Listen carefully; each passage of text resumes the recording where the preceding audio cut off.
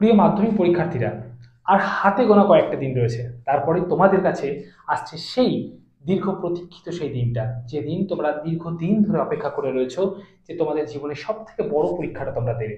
তাই বড় পরীক্ষাটা জীবনের সব থেকে যেটা দিতে চলেছো তোমরা, সেই পরীক্ষায় যেন কোনো ভুল না করে বসো, সেই জন্য আজকের আমার এই ভিডিওটি। তোমরা কিন্তু প্রথম থেকে শেষ পর্যন্ত দেখতে থাকো, স্কিপ করো না। বেশ কতগুলো গুরুত্বপূর্ণ বিষয় তোমাদের বলছি। মাধ্যমিক পরীক্ষায় তোমরা কি কি নিয়ে যাবে আর কি কি নিয়ে যাবে না সেটা। প্রথমত দেখো, অ্যাডমিট কার্ড তোমরা তাড়াহুড়োর মধ্যে অনেকে কিন্তু নিয়ে যেতে ভুলে যাও, কিন্তু এইটা কিন্তু মাথায় রাখবে যে এইটার জন্যই কিন্তু তুমি সেই পরীক্ষার হলে বসতে পারবে। সুতরাং এই অ্যাডমিট কার্ডটা নিয়ে যেতে কিন্তু কেউ ভুলো না, এটা কিন্তু একটু মাথায় রাখবে।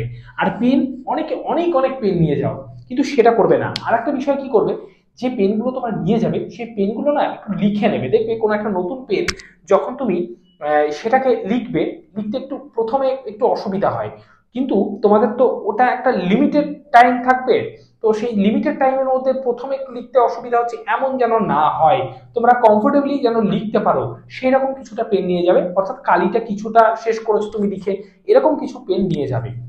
আর একটা কথা বলে রাখি, পেন কিন্তু দুটো করে নিয়ে যাবে। নীল পেন দুটো নিলে, কালো পেন দুটো নিলে, বা চারটে নিলে। কিন্তু এই ছাড়া কেউ মনে করছো যে আমি একটু লাল কালি দিয়ে পয়েন্ট করি, কেউ মনে করছো সবুজ কালি দিয়ে পয়েন্ট করি, তাহলে আমার এই খাতাটা একটু হাইলাইটেড বেশি হবে, এটা কিন্তু ভুলেও করতে চাইবে না।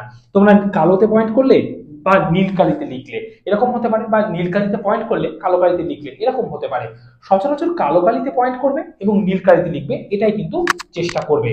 আবার বলে দিচ্ছি, এই কালি ছাড়া অন্য কোনো কালিতে না লেখারই চেষ্টা কিন্তু করবে, বা লিখবে না একদম ফুললি। তোমাদের আমি রেস্ট্রিক্টেড করে দিচ্ছি, এই অন্য কোনো কালিতে কিন্তু কেউ লিখবে না। আর কি, স্কেল, স্কেলটা কিন্তু তোমাদের প্রত্যেকেরই লাগবে। আমি তোমাদেরকে একটা অ্যাডভাইস করব যে স্টিলের স্কেল বা যে লোহার স্কেলগুলো হয় সেগুলোতে একটু না লেখারই চেষ্টা করবে। কারণ তোমরা যখন অঙ্ক পরীক্ষার সময় যে জ্যামিতিগুলো করতে হবে, সেক্ষেত্রে কিন্তু বিভিন্ন সমস্যার সম্মুখীন হতে পারো। সেখানটায় মেজারমেন্টটা ঠিকঠাক আসবে না, বা তুমি ঠিকঠাক বুঝতে পারবে না, উপরে যে লেখাগুলো ঠিকঠাক বোঝা যায় না। সেই কারণের জন্য আমি বলবো স্টিলের স্কেল ব্যতীত যে তোমার প্লাস্টিক, ফাইবার, এই সমস্ত স্কেলগুলোকে বেশি ব্যবহার করবে। আর কি করবে, তোমার যদি সম্ভব হয় 10 ডিভিশন স্কেল রয়েছে, সেই 10 ডিভিশন স্কেলটাও কিন্তু ব্যবহার করতে পারো। রুল পেন্সিল তোমরা প্রত্যেকটা পরীক্ষাতে নিয়ে যাবে, কখন কোন সময় দরকার হয়, বিশেষ করে অঙ্ক পরীক্ষা বা life science, physical science, geography, এই সমস্ত তোমার হিস্ট্রিতে ম্যাপ পয়েন্ট রয়েছে, এই সমস্ত জায়গাগুলোতে কিন্তু তোমরা রুল পেন্সিলটা অবশ্যই কিন্তু নিয়ে যাবে। আর কি, জলের বোতল একটা রাখবে। 3 ঘন্টা 15 মিনিটের পরীক্ষা, সেখানে যদি তুমি বাইরেই বেরো একবার, তাহলে সেক্ষেত্রে কিন্তু তোমার 5-10 মিনিট সময় ওখানেই চলে যাবে।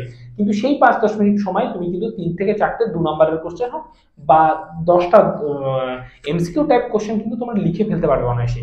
সুতরাং জল তেষ্টার জন্য আলাদা করে কিন্তু তোমরা সময় নষ্ট করবে না। আর কি, অপ্রয়োজনীয় জিনিস না নিয়ে যাওয়াই কিন্তু ভালো। অনেকে অনেক রকম প্রচুর কিছু নিয়ে যায়, প্রচুর বক্স, বড় বড় বক্স, তাতে কি হয়, তোমাদের বার্ডেনটা কিন্তু আরো বেশি বাড়বে, তোমরা আরো বেশি নার্ভাস ফিল করবে। সেগুলোকে সম্পূর্ণভাবে ত্যাগ করে দেওয়া কিন্তু উচিত বলে আমার মনে হয়। সুতরাং সেগুলো না নিয়ে যাওয়াই ভালো।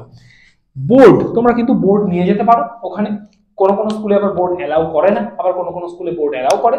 যদি সম্ভব হয় প্লাস্টিকের বোর্ড নিয়ে যেতে পারো, সেক্ষেত্রে আমার মনে হয় অ্যালাউ করতে কোনো একটা সেরকম খুব একটা অসুবিধা হয় না। আবার যদি তোমার বোর্ড থেকে সেরকম ভাবে রেস্ট্রিকশন আসে, সেক্ষেত্রে তোমার বোর্ড অ্যালাউ করবে না, সেক্ষেত্রে বোর্ডটা তুমি বাইরে রেখে দিলে। সুতরাং তুমি এটা বোর্ডটা অপশনাল ভাবে কিন্তু রেখে দিতেই পারো। এই কথাগুলো তোমরা একটু মাথায় রাখবে।